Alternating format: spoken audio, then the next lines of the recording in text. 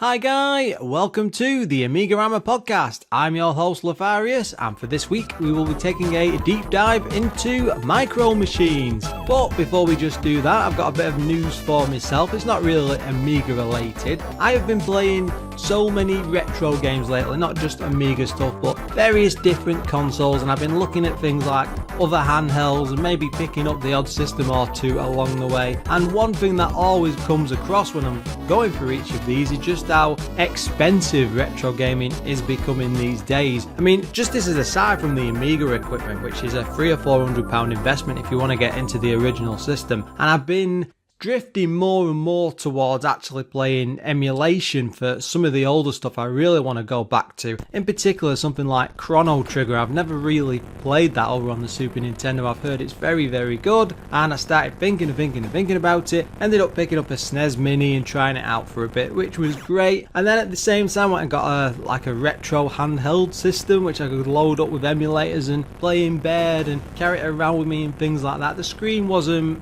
too big or expensive or anything major. It was okay, it did the job, but then I started thinking more and more, what if I was to get some sort of big emulation box? That sent me down the route of getting like an arcade machine. You can see where this is going, and before I knew it, I'd picked something up with 20-inch screen, proper joysticks and all like the marquee and the surround and stuff. I've been talking about this in the Discus room. I'll be posting pictures and stuff too, so if you want to pop along to there, just have a look in the show notes as usual. I think it's well worth having a look at, and I'm sort of spreading out into more retro, but at the same time I'm an odd one. It probably won't stop me from going back to the original kit because I really like my retro games. What can I say?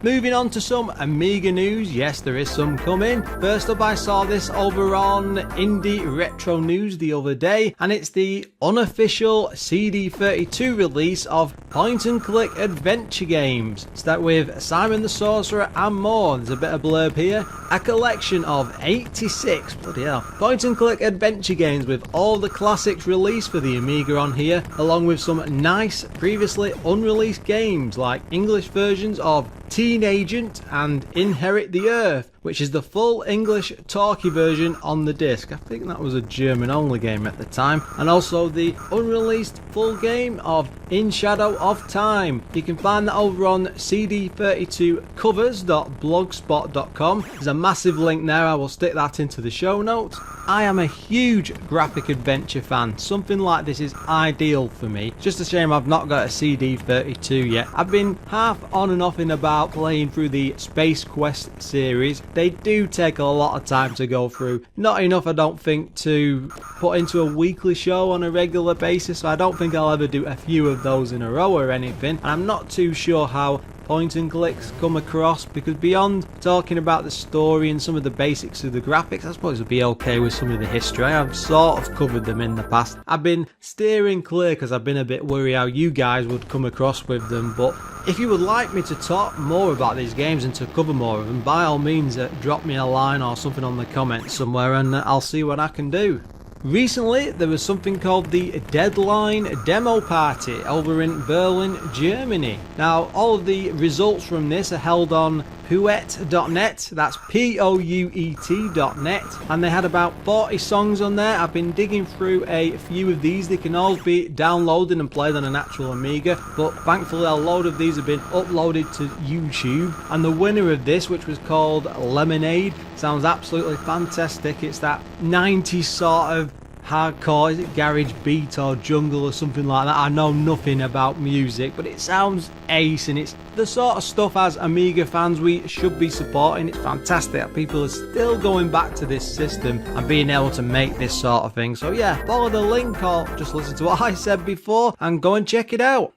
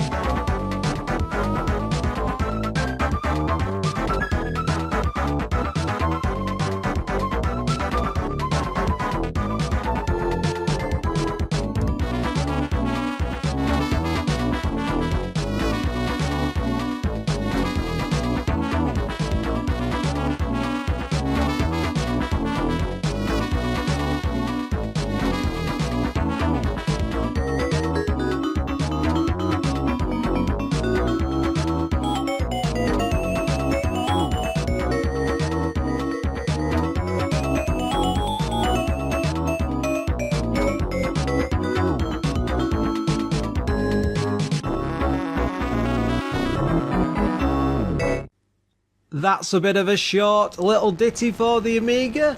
There really wasn't much to put in, I'm afraid, and that's the best we can do.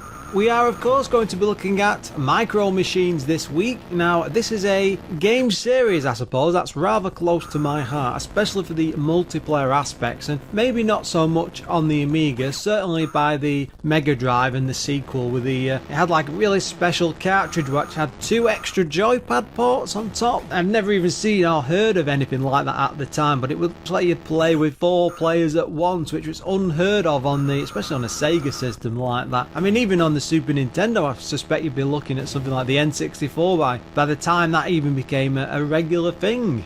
For years though, we would always be playing these games with a group of friends, having a laugh and a bit of fun, and I do remember getting to play the Amiga version quite on and off for several years. I think it was a single floppy disk, so it was quite a draw and one you could just stick in a back pocket and take around at a mate or two's house just to have a bit of fun with. The publisher / developer was Codemasters. This wasn't farmed out to anybody else. They were huge budget publishers back in the 80s across all manner of different systems, and the Amiga was certainly something new to them. It was a strange point when they were trying to diverge away onto consoles, and I think computers were sort of on the back burner, but they did convert all of the Dizzy games, or I think most of them. I think Fantasy World Dizzy comes to mind. I'm just completely going off memory here. Treasure Island Dizzy, definitely. I think Magic Land Dizzy, or is it Prince of the Yoke Folk? I should have probably looked into that. I just saw a huge list of Dizzy games listed next to them for the Amiga. I should have gone a bit deeper. Something called Violator, I have no idea what that is. It sounds like an awesome game. And Cosmic Spacehead. Now, I wasn't a big fan of that one, I'm afraid to say. I mean, I did actually buy that full price on it was the Mega Drive, and it was something I played on and off for a while, but I never really got into it. But as I said, they were really driving towards consoles around this area. They would try to get into like the NES market over in the US, and would try to bring a way of getting the games across the seas to, I suppose, appeal to that mass market over there. Because if you think about something like in the UK, the Amiga market at the time was probably 100,000, 200,000 games was classed as a big hit. But if you think about something, say Super Mario Brothers, which was hitting millions over there, a lot of the games could get to that sort of amount sold across the whole of the US. So you just needed one big hit to make the day over there and take off in a huge way, and they did try for umpteen years. That'll be going up into the NES history, so we'll leave it there for now. Micro Machines was released in 1993. As I said before, it came on just 1 floppy disk, and it was for 2 players. Coming in at the grand old price of £25.99. This was definitely a full price title. Now, the coder behind the game was Charlie Skilbeck. Now, he had done games like Super Grand Prix on the Amiga, Sky High. More modern areas related to things like Crisis, the Battlefield games. I think number 4 was one of his. He also did the graphics. Now, I couldn't find many details about this, and I was trying to look through different articles and magazines, and you do the usual way you're raiding the online databases, but the best I could get for this was that Codemasters did the coding, the graphics and all the bits, and it's just like, the actual people who worked there. And when you actually play the game, it doesn't even mention them. It says everything was done by Codemasters, which is a bit sad really, and there was no sort of cheat with showing like a hidden credits list or people that had been involved. So I was really annoyed by that because it doesn't give me much to spill out onto, but luckily I was able to go onto Twitter and asked Charlie some basic questions. He did confirm who was involved and what happened, and I'm afraid I didn't get any sort of interview or anything deeper than that, but it's great that you can still go back to the people these days and they will talk back through the history if you give them chance to. It's also another AMIGArama first, as it's another game that we've managed to confirm further details on that nobody else knew before. Yes, this show does have its uses. The music in the game was done by Matthew Simmons. He was responsible for all of the Dizzy games, Chuck Rock, UFO, Enemy Unknown, XCOM, Agony, that's a belter for tunes, Last Battle, loads and loads of different titles. He was all over the Amiga game scene. The Amiga game is actually a port of the original NES title, or NES if you like that sort of thing. It was completely designed for that system. It was for the American market, and then it was ported back to multiple systems. And the thing is, every time they ported it to a different one, depending on the age of the system they were putting it on, because you had like the 8-bit and the 16-bit generations, they would make enhancements like graphics, maybe sound effects, bit of music, things like that. They didn't seem to have done much with the music on the Amiga version, sadly, but the fact is they did make the attempt to appeal to different markets. A chap called Andrew Graham designed the original game, with it being one of Codemaster's earliest full-price titles. Now, up until this point, I said before, they were focused mainly on budget games, and they wanted something to make it big over in the US and spill out into other countries and markets, I'm sure. So their push for this was not just to come out with this simple, nice, cheap throwaway title, say for about 10 or 15 pounds. They wanted to go full hog and really pulled out all the stops for micro machines. Andrew actually took out a whole year from university to code the game. That's a UK university, by the way, not in the US. He had never even seen an NES before. This was his first time actually using one.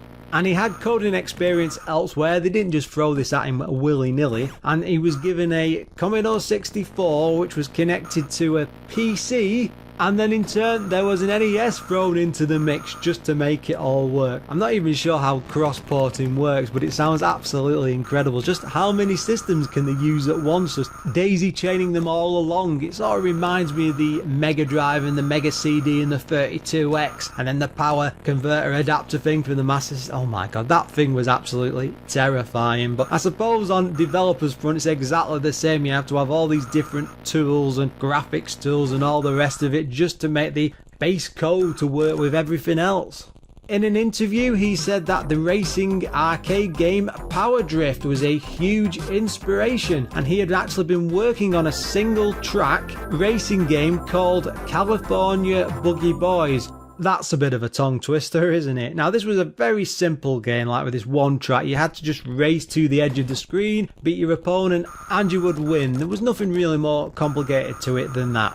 The Darling brothers saw this in the studio when he was just testing and messing around with it, and then came up with the idea is, let's try and convert the work that's been done with this game into micro machines, because they just recently obtained the license. They wanted something meaty they could dig their mitts in to come up with some sort of franchise, and this seems the best way to do it, because what do you think of when you think of micro machines? Racing games, cars flying around tracks and places and play areas, you know, nice and simple. It was also a huge US brand of toys. It was doing extremely well, and all I can think is they were sat there going, oh, just imagine the amount of cash flow we could get off the back of this if it's a hit. I mean, toys do sell games, and a sort of vice versa in a way, depending on the title, especially back then.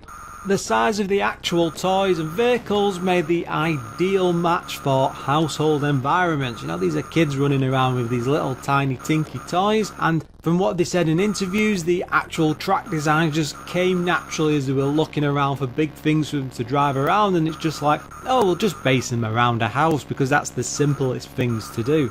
And thinking back, it really wasn't a popular idea at the time. No one, I don't think, had ever really approached it to that degree. Maybe something like Simant had been that close down and looking close, but there wasn't racing games, I don't think, that digged into this environment of swinging around a house or a backyard, and it really is an original concept.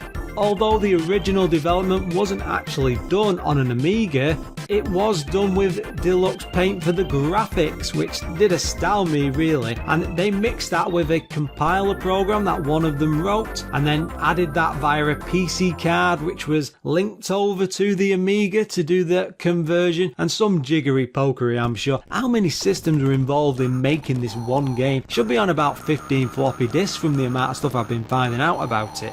Right from the off, the game was designed to be in multiplayer. It was meant for lots of different people to play. The single player, sadly, did take a bit of a bite because they never really meant that to be the main draw concept of it, so it was sort of stuck on and glued on at the end. They did do the best that they could with the idea, but by their own admission, it came in at second best. They really wanted this to be for multiple players. And you can see this because it's got up to 4 cars on the screen at once, even though it's only a 2-player game, except in a later version. It wasn't really possible to program that amount of AI into a track, so it just sort of got put on the back burner and left behind. But they did say that they tried the best with it and tried to put as much into the single player version as they could. The AI really wasn't very complicated. The cars just followed invisible arrows. If they skidded off the road or were knocked out of the pattern, the arrows would just guide them back onto the main road. They'd just jump back on and carry on. That's about as complicated as it got. But it does give you the impression that there is some intelligence at times, because they don't always seem to be on a set pattern all the time, and it's a mix of really when you get pushed off, it seems like they are driving properly, but it doesn't really work as good as it should really. The game was a critical success for Codemasters on all systems that it came out of, and financially they made a great deal of money from it. I couldn't actually find any sales figures or actual totals, but they were very pleased from different comments that they'd written. It must have been very popular because they ended up doing a load of sequels. These spanned several generations, and they got as far as 3 games in the series and dabbled on later systems, I think maybe on the Xbox, which came out under a different name, or they were attempting one. I think that was cancelled. By the end, they were even dabbling in 3D and switching away from the top-down 2D races. They really were trying everything with this to make it into a serious franchise which lasted for years and years. The second game even had Violet Berlin starring within the game as one of the playable characters, and she was on TV's Bad Influence programme on the ITV station, if you're not aware of what that is, or if you're outside of the UK, and she was even interviewed about it on the show. Finally, it was ported to the NES, the Super Nintendo, PC or DOS, Sega, Game Gear, Master System, Mega Drive, Genesis, and the very interesting one, the CDI. I'm not sure if that had a proper controller or if it was a TV remote. I might be thinking of a different one of those systems. Either way, for something like that, seems a bit of a stretch for an action game. I'm afraid with this being a racing game, there is no story to speak of. I was sort of hoping this might be a bit like Toy Commander over on the Sega Dreamcast, where you've got the kid running around the house and driving the vehicles by hand, and God, that was an amazing game. I've forgotten about that. I played that at launch. I think it was that fantastic, but there's nothing like that in Micro Machines. You're just straight in there with your cars driving around the house, and that's as complicated as it gets. When you first start the game, you're not shown anything fancy. This is a top-down 2D racer. It's not more complicated than that. You get to see a section of track which surrounds you. It doesn't go off for miles and miles. The camera is actually quite close to you. Now, the very first level, as far as I'm aware, it's always a bathtub, and you're surrounded by lots and lots of bubbles and oodles of water. There's no legs or naughty bits sticking out, I'm glad to say. There's also it's almost like a metal or plastic holder that runs across the top of the bath. I've not seen one of these for years, but it holds things like soap and shampoo bottles, and you can actually see a bottle of shampoo right across the start off to the side. It's not an amazing graphic, but it does add to the atmosphere and it creates the look well. And even though the actual bath is quite huge because you're driving around a fair old distance in there, it never feels like it's too big. You're within enough of an enclosed space that it feels quite compact, but enough for you to explore at the same time.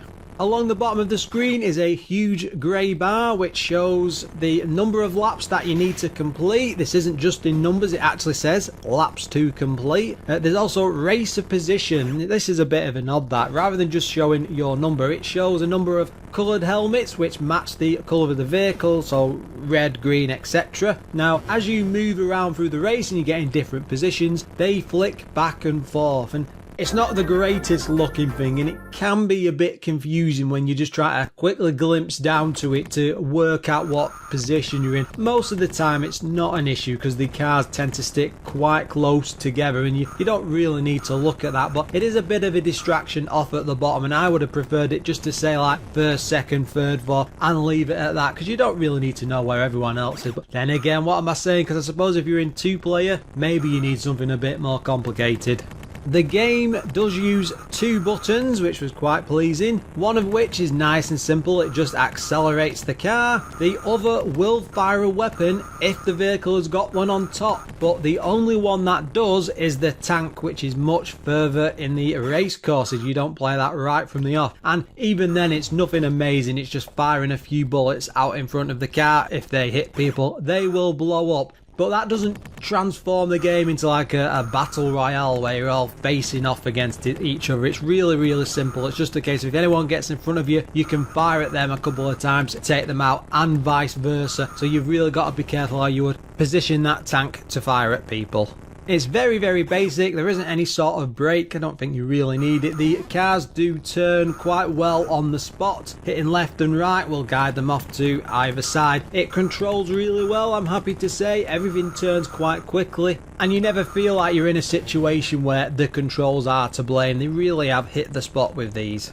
Across the game, there is 24 courses with 8 types of levels. These range from the bathtub, which I've mentioned, the snooker table, that sounds as awesome as you can probably imagine, garage floor, greenhouse, school desk, sandpit, kitchen, and even a tabletop. There are a total of 11 characters to choose from, but they don't really make any difference. Everyone is the same to drive. It doesn't affect the vehicles or the cars. And on the racetrack themselves, there are a huge number of different objects to drive around, drive over. They're almost ornamental in a way. You've got things like shovels, snooker balls in the obvious place, flowers, soaps, beans, glue, nails, pencils, pretty much anything you can think of in a household is dotted around these tracks. The tracks themselves are all drawn out on either chalk or sand, and they all match the environment which you're within, so you never get too confused or put off by the type of track that you're actually on. It's always easy to work out which way you need to go.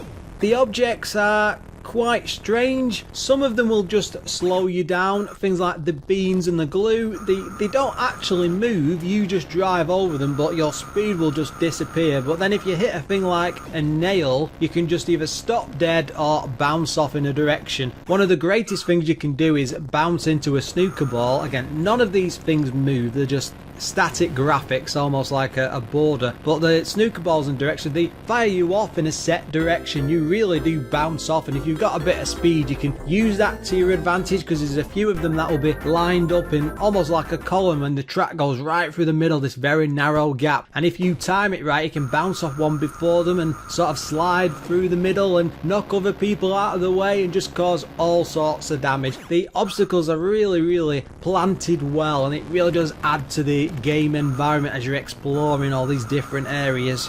The level of detail on the items, the track and the graphics are fantastic. None of these environments look a bit off or look strange. They do actually look like parts of a house, and each area matches what it should be. There's loads of detail in there, and they're bright and they're colourful, and even mixed in with the way the cars are, they always tend to match the colour of your helmet, which is a bit simple. The snooker table in particular is really impressive. You've got things like playing cards which are flat on the table, or they might be against one of the edges. You can drive up and over them, and there's loads of different colour of the cards and the suits, and you'll see the back of the cards. I'm going on about these cards an awful lot. A snooker cue that goes right across the table. Even in the garage with the things like the nails across like the metallic floor and the drops of glue. The glue is clear with a little bit of reflection on. Tons and tons of detail, and it really does show that they've put some effort into convincing you that you're actually in these environments.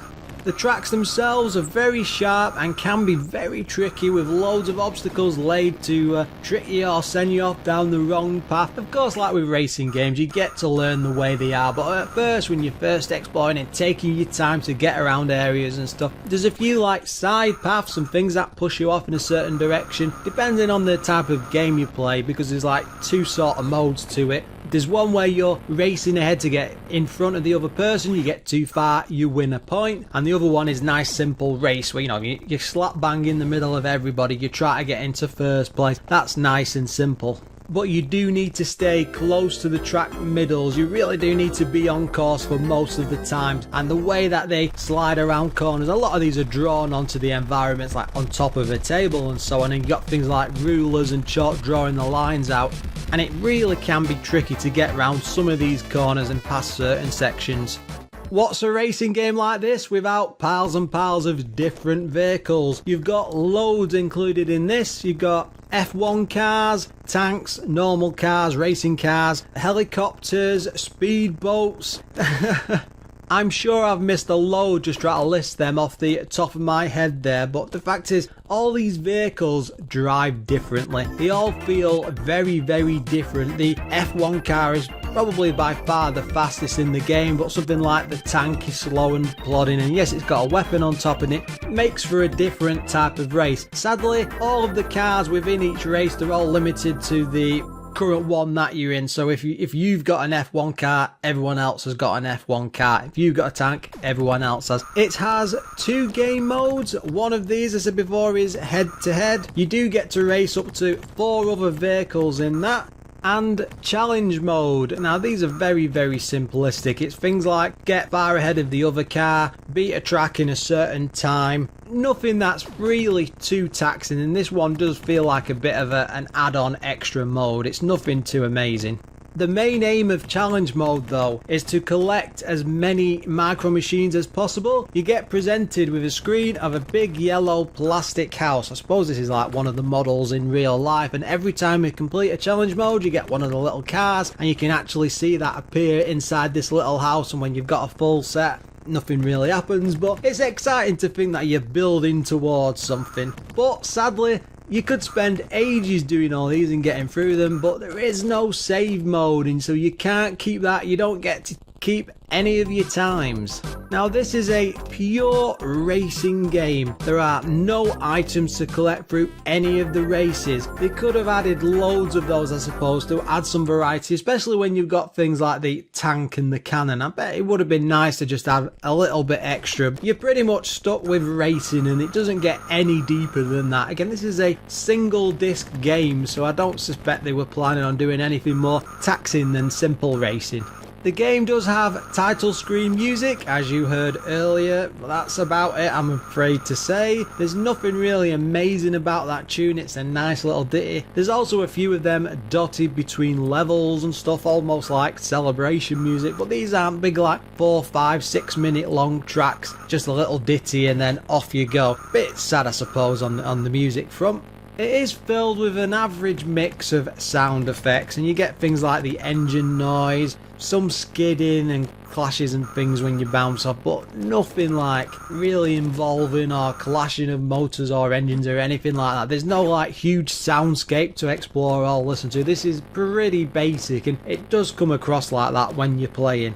The main game originally was supposed to be about the multiplayer, and this does show if you play this with 2 people, because you're not relying on the AI as much to have your fun. You're relying on the skill and the effort of another person to get around the tracks, and that's really where the game can shine, because it can be very challenging, or it can be just as boring as playing against the computer people. I suppose it depends on who you're playing against. Now the computer players do remain in the background of the track whilst you're having these 2-player matches, depending on the type you've picked. Now they don't really do much beyond provide a bit of background noise and kerfuffles as you're driving along. It all becomes focused on racing against the other person. That AI doesn't really drive them to do anything really serious. They're okay, they're passable, I suppose. It makes the game a bit more fun. We are at the part of the show where we need to talk through some of its problems. First of all, there is no parallax scrolling. Again, this is the Amiga. It can quite easily do this. It's a very easy effect, and what it would have done is like things like when you're driving around the tabletops or the exam table, the floors in the background, it's all like set shapes and designs. It's not moving differently to say like the desk that you're on top of, so it doesn't give you a good sense of actually moving around an environment. You don't see too many of them. They're not like straight in your face all the time, but it's just a nice little easy touch they could have done. I mean, you've got to remember this is the Amiga, and as you know from our Shadow of the Beast special, the Amiga is very, very capable of doing all these fancy scrolling effects, and this game game just doesn't go out of its way to do anything with it, and it's just a bit disappointing.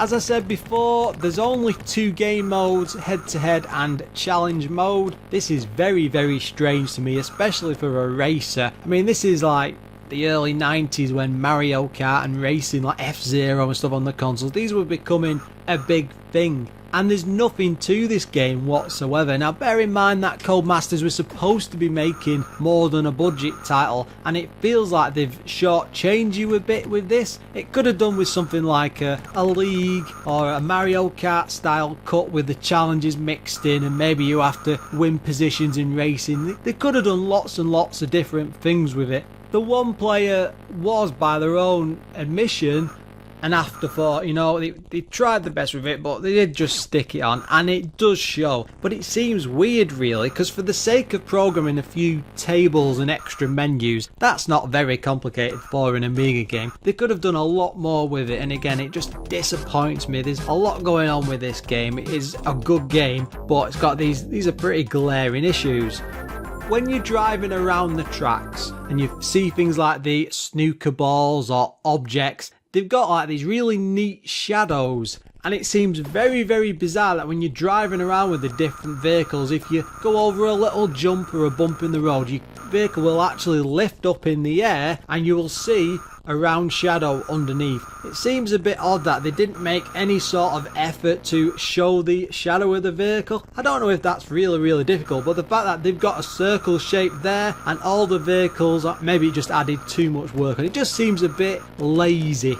The biggest issue though is the computer AI, especially in single player, because they do stick to that set pattern in the middle, and I know they're following the arrows and guiding it along, and it can be fun when they're knocked off to the side, but the thing is, in the one player game, it's very, very easy to learn their patterns because each car will sort of stick to it in the same-ish area, so you can avoid it, and once you get ahead, you go flying on out of the way, and there's very little chance of them actually catching up, and a few of the vehicles are a lot faster than the computer players, so it's difficult to find much of a challenge with that AI there.